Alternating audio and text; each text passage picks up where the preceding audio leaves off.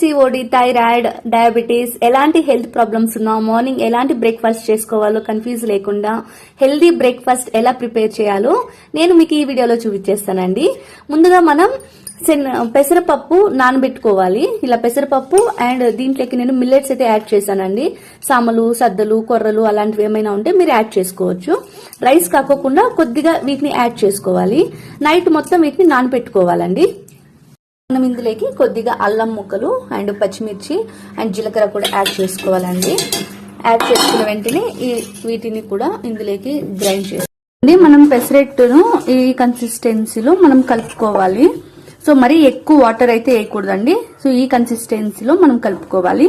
ఇప్పుడు మనం ఈ పెసరెట్ని ప్యాన్ మీద వేసుకుందాం.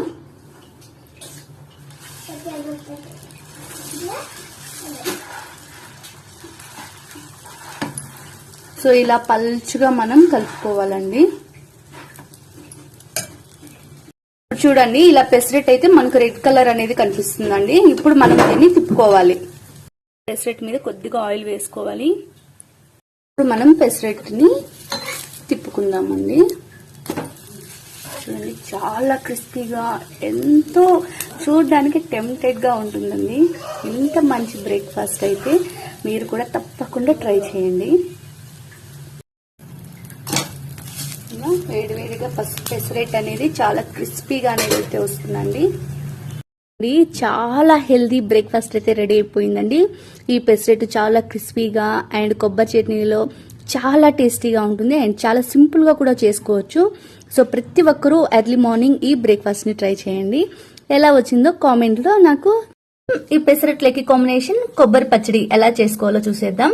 ఇందులోకి ముందుగా కొబ్బరి, ఆనియన్స్, చిల్లీ, జీలకర్ర, తెల్లగడ్డలు అండ్ చింతపండు, కొద్దిగా కొత్తిమీర అండ్ పుదీనా అన్ని కూడా మనం ఇప్పుడు మిక్సీకి పట్టుకుందాం.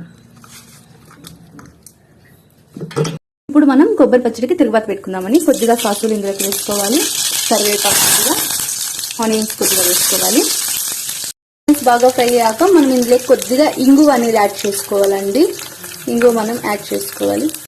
ఇందులోకి కొబ్బరి పచ్చడి అనేది యాడ్ చేసుకున్నాం. చూడండి, పెసరెట్లకి కొబ్బరి పచ్చడి కాంబినేషన్ సూపర్ గా ఉంటుందండి. సో ప్లీజ్ ప్రతి ఒక్కరూ ట్రై చేయండి. హెల్దీ బ్రేక్ఫాస్ట్ తినండి.